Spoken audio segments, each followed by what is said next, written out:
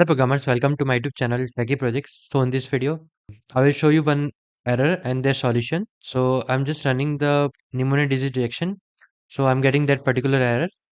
Let's run the main file, open terminal here, and then write python space main dot py. Then hit enter.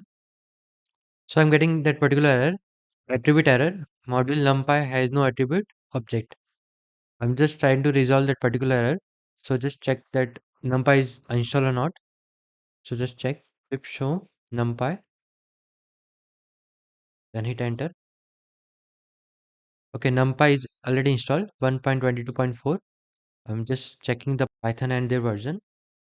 Right, environment variable, then hit enter. So just click on environment variable and click on the path. So Python is already installed 3.8 and their location also added. Go to that particular location, just copy the location and then just cancel and close and paste the location here and then enter. So Python 3.8 already installed and the script folder is also there. Let's check the version of numpy. It's open terminal here and write python space main.py, then hit enter. So that will be the error of the numpy version.